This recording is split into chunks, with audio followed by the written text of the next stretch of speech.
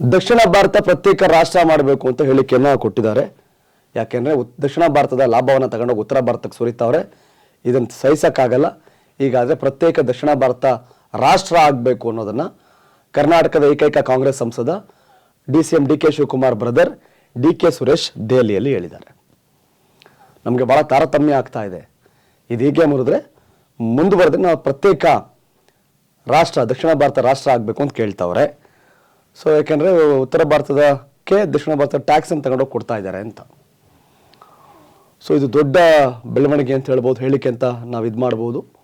ಕಾರಣ ಇಷ್ಟೇ, ಈ ಹಿಂದಿನ ಸರ್ಕಾರಗಳು ಯಾರು ಸರ್ಕಾರ ಮಾಡಿದ್ರು ಅವರೆಲ್ಲರೂ ಕೂಡ ಗಡಿ ಭಾಗದಲ್ಲಿ ಒಳ್ಳೊಳ್ಳೆ ಯೋಜನೆಗಳನ್ನ ಹಾಕಿದ್ರೆ ಪಾಕಿಸ್ತಾನದವ್ರು ಚೀನಾದವ್ರು ಅಟ್ಯಾಕ್ ಮಾಡಿ ತೀರಿಸ್ಬಿಡ್ತಾರೆ ಅಂತ ಸೇಫ್ ಆಗಿರೋ ರಾಜ್ಯಗಳು ಅಂತ ದಕ್ಷಿಣ ಭಾರತಕ್ಕೆಲ್ಲವನ್ನು ಕೂಡ ತಂದು ಕೊಟ್ಟರು. ಅಲ್ಲಿ ಪಾಕಿಸ್ತಾನ ಗಡಿಗೆ ಚೀನಾ ಗಡಿಗೆ ಹೊಂದಿಕೊಂಡಂತೆ ಯೋಜನೆಗಳನ್ನ ಮಾಡಿದ್ರೆ ಅವ್ರ ಕ್ಷಿಪಣಿ ಉಡಾವಣೆ ಮಾಡಿ ತೀರಿಸ್ಬಿಡ್ತಾರೆ, ಕಷ್ಟ ಆಗತ್ತೆ ಅನ್ನೋ ಕಾರಣಕ್ಕೆ ಸ್ವಾತಂತ್ರ್ಯದ ನಂತರದ ಕಾಂಗ್ರೆಸ್ ಸೇರಿದಂತೆ ಎಲ್ಲ ಸರ್ಕಾರಗಳು ಯೋಜನೆಯನ್ನು ಇಲ್ಲಿಗೆ ತಂದು ಕೊಟ್ಟರು ದಕ್ಷಿಣ ಭಾರತಕ್ಕೆ. ಅಲ್ಲೆಲ್ಲ ಸೇಫ್ ಅಲ್ಲ ಅನ್ನೋ ಕಾರಣಕ್ಕೆ ದಕ್ಷಿಣ ಭಾರತ ಉದ್ಧಾರ ಆಯಿತು. ಉತ್ತರ ಭಾರತದ ಅಭಿವೃದ್ಧಿ ಲೆಕ್ಕಾಚಾರ ಬಿಕಾಸ್ ಆಫ್ ನೀವು ಪಂಜಾಬ್ ಆಗಲಿ ಜಮ್ಮು ಕಾಶ್ಮೀರ ಆಗಲಿ ಗಡಿ ಭಾಗದ ಇದಾಗಲಿ ಅಲ್ಲಿ ಅಭಿವೃದ್ಧಿ ಆಗಲಿ ಸಾಧ್ಯ ಆಗಲಿಲ್ಲ. ಸೊ ಹೀಗಾಗಿ ಆ ಭಾಗವನ್ನು ಅಭಿವೃದ್ಧಿ ಮಾಡೋ ದೃಷ್ಟಿಯಿಂದ ದಕ್ಷಿಣ ಭಾರತದ ಫಂಡ್ ತಗೊಂಡೋಗಿ ಆ ಕಡೆ ಕೊಡ್ತಾವ್ರೆ. ಅದು ದಕ್ಷಿಣ ಭಾರತೀಯರ ಕಣ್ಗಣ್ಣಿಗೆ ಗುರಿಯಾಗಿರ್ತಕ್ಕಂಥ ಸತ್ಯ. ಈಗ DK ಶಿವಕುಮಾರ್ ಈ ಥರ ಹೇಳ್ತಾ ಇದ್ದಾರೆ. ಪ್ರತ್ಯೇಕ ರಾಷ್ಟ್ರ ಆದರೆ ತಮಿಳುನಾಡು ನಮ್ಮನ್ನು ತಿಂದಾಕ್ತಾರೆ, ಈಗಲೇ ನೀರನ್ನ ನಮ್ಮನ್ನು ಹಿಂಡುತ್ತವ್ರೆ. ಇನ್ನು ಬಿಟ್ಟು ನಾವು ಡಾಮಿನೇಟ್ ಮಾಡ್ಬೋದು, ಸಮಸ್ಯೆ ಇಲ್ಲ. ಈಗಲೇ ಬೆಂಗಳೂರು ತುಂಬ ಕೇಳಾದವ್ರು ತುಂಬ್ಕೊಂಡವ್ರೆ.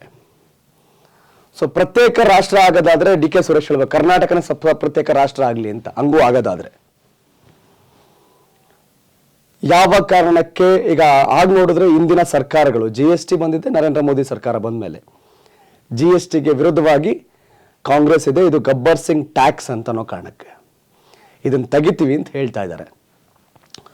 ಸೊ ಹಾಗಾಗಿ ಈಗ ನಮ್ಮ ಹಣವನ್ನ ಕಲೆಕ್ಟ್ ಆಗುತ್ತೆ, ಟ್ಯಾಕ್ಸ್ ಅಲ್ಲಿಗೆ ಹೋಗುತ್ತೆ, ಉತ್ತರ ಭಾರತ ಕೊಡ್ತಾರೆ. ಇದು ಮಲತಾಯಿ ಧೋರಣೆ ಸರಿ ಇಲ್ಲ ಅನ್ನೋ ಕಾರಣಕ್ಕೆ. ಸೊ ಅವರೆಲ್ಲ ಅವಾಗ ಪಾಕಿಸ್ತಾನದಿಂದ ಬರೋ ಗುಂಡುಗಳನ್ನ ಅಲ್ಲಿನ ಸಮಸ್ಯೆಗಳನ್ನ ಫೇಸ್ ಮಾಡ್ತಿರೋದು ಆ ಜನ. ಅಲ್ಲಿ ಹೋಗ್ಬಿಟ್ಟು ಇನ್ಫೋಸಿಸ್ ಮಾಡೋಕ್ಕಾಗಲ್ಲ, ಹಾಗಾಗಿ ಇಲ್ಲಿ ಮಾಡಿದ್ರು. ಆ ಭಾಗದ ಜನ ನೋವನ್ನು ತಿಂದ್ರು, ಈ ಭಾಗದವ್ರು ಅನುಕೂಲವನ್ನ ಮಾಡಿಕೊಂಡ್ರು ಅನ್ನೋದು ಸಹಜವಾದಂಥ ಚರ್ಚೆ. ಉತ್ತರ ಭಾರತದ ಕಾಂಗ್ರೆಸ್ಸಿಗರು ಹೇಳ್ಬೇಕು ಯಾವ ಕಾರಣಕ್ಕೆ ಹಿಂಗೆ ಆಗ್ತಿದೆ ಅಂತ.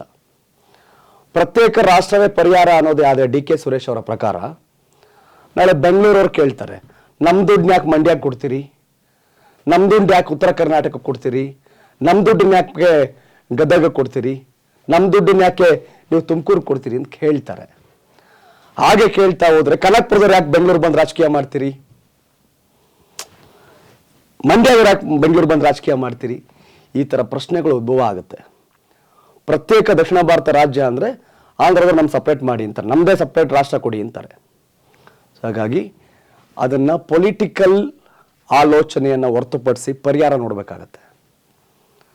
ಯಾವ ಕಾರಣಕ್ಕೆ ದಕ್ಷಿಣ ಭಾರತಕ್ಕೆ ಒಳ್ಳೊಳ್ಳೆ ಕಂಪ್ನಿಗಳು ಬಂದು ಇಂಡಸ್ಟ್ರೀಸ್ ಬಂತು, ಉತ್ತರ ಭಾರತಕ್ಕೆ ಯಾಕೆ ಇಂಡಸ್ಟ್ರೀಸ್ ಹೋಗಲಿಲ್ಲ ಅನ್ನೋ ಕನಿಷ್ಠ ಆಲೋಚನೆಯನ್ನು ಮಾಡಬೇಕಾದಂಥ ಸನ್ನಿವೇಶ ಇದು. ಪ್ರತ್ಯೇಕ ರಾಷ್ಟ್ರ ಒಂದೇ ಪರಿಹಾರ ಅನ್ನೋದೇ ಆದರೆ ಕರ್ನಾಟಕ ದೇಶ, ಕೇರಳ ದೇಶ, ತಮಿಳುನಾಡು ದೇಶ ಇವೆಲ್ಲವೂ ಆಗತ್ತೆ. ಆಗ ಕರ್ನಾಟಕದಲ್ಲಿ ಬೆಂಗಳೂರು ರಾಜ್ಯ, ಮಂಡ್ಯ ರಾಜ್ಯ, ರಾಮನಗರ ರಾಜ್ಯ ಅಂತ ಆಗತ್ತೆ. ಹೇಳಿಕೆಯನ್ನು ಕೊಡುವಾಗ ವಾಟ್ ನೆಕ್ಸ್ಟ್ ಅಂತ ಆಲೋಚನೆ ಮಾಡುವಂಥ ಪರಿಜ್ಞಾನ ಬೇಕು. ಬಟ್ ಗೊತ್ತಿಲ್ಲ ಇದು ಯಾವಂತ ಪಡಿದು. ಈಗಾಗಲೇ ದಕ್ಷಿಣ ಭಾರತ ಉತ್ತರ ಭಾರತ ಅಂತ ಡಿವೈಡ್ ಆಗೈತೆ ಮಾತುಕತೆಯಲ್ಲಿ, ಅಂದರೆ ವಿರೋಧ ಮಾಡೋ ವಿಚಾರದಲ್ಲಿ. ಸೊ ಹಾಗಾಗಿ ಇದು ಯಾವಂತಕ್ಕೆ ಹೋಗುತ್ತೋ ಗೊತ್ತಿಲ್ಲ. ಹಾಗೆ ಮಾಡುವುದೇ ಆದರೆ ಹಾಗೆ ಆ ಹೋರಾಟವೇ ಆದರೆ ಕರ್ನಾಟಕನ ರಾಷ್ಟ್ರ ಆಗಲಿ ಅಂತ ಬಹುತೇಕರು ಹೇಳ್ತಾರೆ. ನಾವ್ಯಾಕೆ ತಮಿಳ್ ಸಹಿಸ್ಕೋಬೇಕು? ಇವತ್ತು ಹಿಂದಿ ಏರಿಕೆ ಆಗ್ತಿದೆ, ನಾಳೆ ತಮಿಳ್ ಏರಿಕೆ ಆಯ್ತದೆ. ಸೊ ಆ ಕಾರಣಕ್ಕೆ ಪ್ರತ್ಯೇಕ ರಾಷ್ಟ್ರ ಭಾರತವನ್ನು ವಿಭಜಿಸುವ ಲೆಕ್ಕಾಚಾರ ಹೇಳಿಕೆಗಳು ಅನ್ಯಾಯ ಆದರೆ ಯಾವ ಕಾರಣಕ್ಕೆ ಅನ್ಯಾಯ ಆಗ್ತಿದೆ ಅಂತ ಆಲೋಚನೆ ಮಾಡಬೇಕಾಗತ್ತೆ. ಸೊ ಒಟ್ಟಾರೆ ಈ ರಾಜಕೀಯ ಅನ್ನೋದು ದೇಶದ ನೆಮ್ಮದಿಗೆ ಭಂಗ, ರಾಜಕಾರಣ ಅನ್ನೋದು ದೇಶದ ಬೆಳವಣಿಗೆಗೆ ಮಾರಕ ಅನ್ನೋ ಸನ್ನಿವೇಶ ನಿರ್ಮಾಣ ಆಗಿದೆ. ಸೊ ಹಾಗಾಗಿ ಎಲ್ಲ ರಾಜ್ಯಕ್ಕೂ ಒಂದೊಂದು ಕೊಡ್ಬೇಕಂಗಾರೆ BHEL ಓಕೆ, HAL ಯಾಕೆ ಬೆಂಗಳೂರಿಗೆ, ಒಂದೊಂದು ರಾಜ್ಯಕ್ಕೆ ಒಂದೊಂದು ಓಪನ್ ಮಾಡಬೇಕಾಯ್ತು. ಕೇಂದ್ರ ಸರ್ಕಾರ ಯಾವುದೇ ಯೋಜನೆ ತಂದು ಒಂದೊಂದು ರಾಜ್ಯಕ್ಕೆ ಒಂದೊಂದು ಕೊಡಬೇಕು. ಆ ಥರ ಮಾಡ್ತಾ ಹೋಗ್ಲಿಕ್ಕೆ ಸಾಧ್ಯನಾ? ಸೊ ಹಾಗಾಗಿ ಈ ಪ್ರತ್ಯೇಕ ರಾಷ್ಟ್ರದ ಕೂಗನ್ನ DK ಸುರೇಶ್ ಎಪ್ಸಿದ್ದಾರೆ. ಹಾಗೆ ಆದರೆ ಆಂಧ್ರ ಹಿಂದುಳಿದೈತಪ್ಪ, ಕರ್ನಾಟಕದ ಫಂಡ್ ಯಾಕೆ ಕೊಡ್ಬೇಕು? ಆಮೇಲೆ ದಕ್ಷಿಣ ಭಾರತದ ರಾಜ್ಯದ ನಮ್ಮ ರಾಷ್ಟ್ರದಲ್ಲಿ ಹಂಗಾರೆ ಕೇರಳಗೆ ಯಾಕೆ ಕೊಡ್ಬೇಕು ನಾವು? ಹಂಗಾರೆ ತಮಿಳ್ನಾಡಿಗೆ ಯಾಕೆ ಕೊಡ್ಬೇಕು? ಆಮೇಲೆ ಆ ಕರ್ನಾಟಕ ಪ್ರತ್ಯೇಕ ರಾಷ್ಟ್ರ ಆಗಲಿ ಅನ್ನೋದು. ಆಗ ಬೆಂಗಳೂರು ನಾವ್ಯಾಕೆ ಕೊಡ್ಬೇಕು? ಆ ಥರ ವಿಭಜನೆ ಮಾಡ್ತಾ ಹೋದ್ರೆ ಆಗಲ್ಲ. ನಾನು ನೋಡಿದ್ದು ನಾನು ಮಾತ್ರ ತಿನ್ಬೇಕು, ತಿಂದಿದ್ದು ಕೆಳಗಡೆಗೆ ಹೋಗ್ಬಾರ್ದು. ತಿಂದಿದ್ದು ನಾನು, ಕಡ್ದಿದ್ದು ನಾನು ಅಲ್ಲೂ. ಇದರ ಪೋಷಕಾಂಶ ನನಗೆ ಸಿಗ್ಬೇಕು, ಕೈಗೆ ಹೋಗ್ಬಾರ್ದು, ಕಾಲ್ಗೆ ಹೋಗ್ಬಾರ್ದು. ಭಾರತ ಅನ್ನೋದು ಒಂದು ದೇಹ. ಬಿಸಿಲನ್ನ ಜಮ್ಮು ಕಾಶ್ಮೀರ ಪಂಜಾಬು ಅವು ನಮ್ಗೇನ್ ತಲೆ ತರ ಬಿಸಿಲನ್ನ ತಡ್ಕೊಂಡ್ರೆ ಬಟ್ಟೆ ಹಾಕೊಂಡು ಸಮೃದ್ಧವಾಗಿ ಉಳಿದ ದೇಹ ಹಿಂಗಿದೆ ನೆಮ್ಮದಿಯಾಗಿ. ದೇಶವನ್ನ, ನಮ್ಮ ದೇಹವನ್ನ ಕಲ್ಪನೆ ಮಾಡ್ಕೊಂಡ್ರೆ ಗೊತ್ತಾಗುತ್ತೆ. ನನ್ನ ಕಾಲು ದುಡಿಯುತ್ತೆ, ನನ್ನ ಕಾಲು ನಡೆಯುತ್ತೆ. ದಕ್ಷಿಣ ಭಾರತ ಕಾಲು ದುಡಿಯುತ್ತೆ, ನಡೆಯುತ್ತೆ. ಆದ್ರೆ ಯಾಕೆ ಬಾಯಿಯಿಂದ ಯಾಕೆ ತಿನ್ಬೇಕು? ಕೆಳಗಡೆ ತಿನ್ನಕ್ಕಾಗತ್ತ ಕಾಲಿಂದ? ದೇಶ ಒಂದು ದೇಹ, ಆ ರೀತಿಯ ರಚನೆ ನಮ್ಮ ದೇಶ. ಪುಣ್ಯಕ್ಕೆ ಈ ತರ ನಮ್ಮ ದೇಶ ಇದೆ. ಭಾರತ ದೇಶ ಒಬ್ಬ ಮಾನವನ ದೇಹದ ರೀತಿಯ ಲೆಕ್ಕಾಚಾರ. ಹೃದಯ ಭಾಗದಲ್ಲಿ ದೇಹಲಿ ಹಂಗ್ ನೋಡ್ಕೊಂಡ್ರೆ ಈ ಜಾಗದಲ್ಲಿ ಈ ತರ ದೇಹದ ರಚನೆಯ ರೀತಿಯಲ್ಲಿ ಭಾರತ ದೇಶ ನಡೀತಾ ಇದೆ. ಸೊಂಟದಿಂದ ಕೆಳಕ್ಕೆ ಒಂದ್ ದೇಶ, ಇಲ್ಲಿದೊಂದು ಸಪರೇಟ್ ಮಾಡಿದ್ರೆ, ಹೇಗೆ ದೇಹವನ್ನು ವಿಭಜನೆ ಮಾಡಿದ್ರೆ ಆ ದೇಹದಲ್ಲಿ ಜೀವ ಇರಲ್ವೋ ಹಾಗೆ ದೇಶವನ್ನ ಮತ್ತೆ ಭಾರತವನ್ನು ವಿಭಜನೆ ಮಾಡಿದ್ರೆ ಅದಕ್ಕೆ ಜೀವ ಇರೋದಿಲ್ಲ. ಈ ದೇಹದ ಭಾರವನ್ನ ದಕ್ಷಿಣ ಭಾರತ ಒತ್ತಿದೆ, ಹೌದು, ಆ ಶಕ್ತಿ ಇದೆ, ಹಾಗಾಗಿ ಒತ್ತಿದೆ.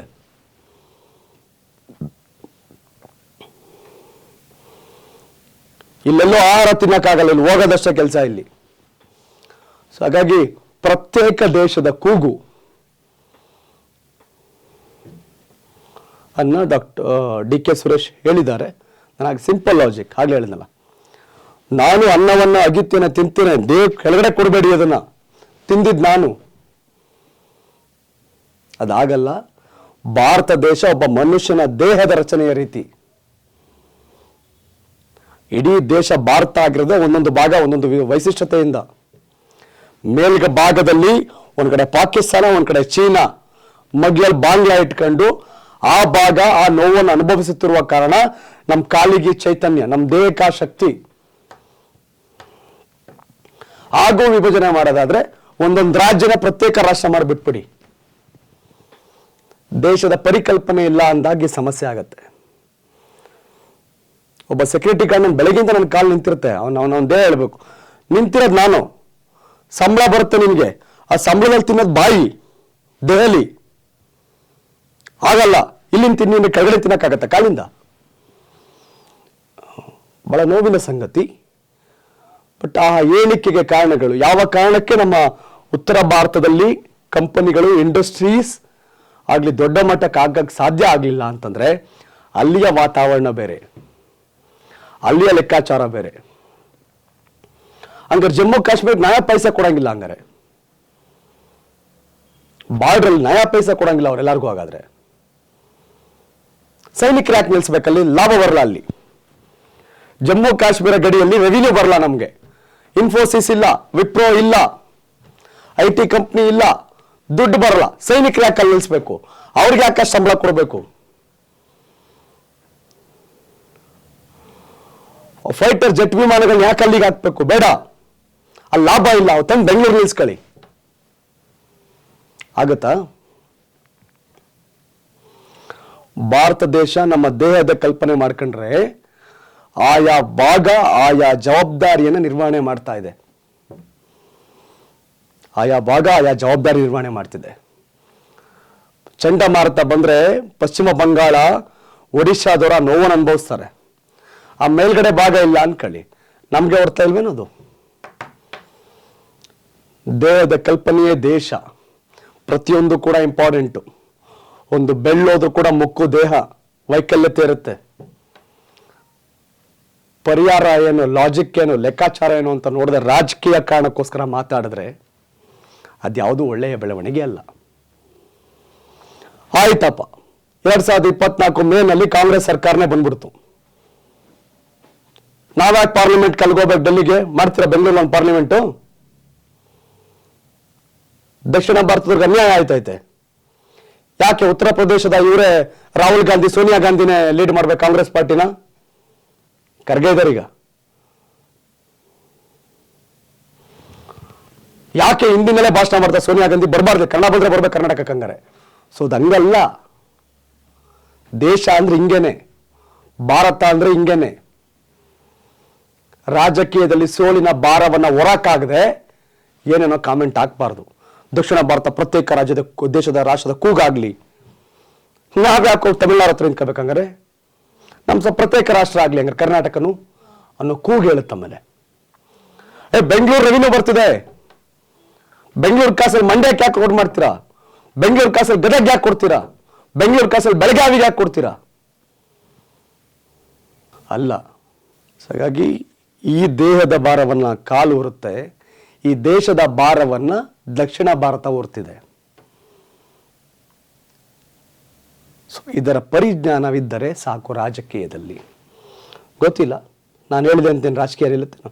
ನಿಮ್ಮ ಪ್ರಕಾರ ದಕ್ಷಿಣ ಭಾರತ ಪ್ರತ್ಯೇಕ ರಾಷ್ಟ್ರ ಆಗ್ಬೇಕಾ, ದೇಶ ಆಗ್ಬೇಕಾ?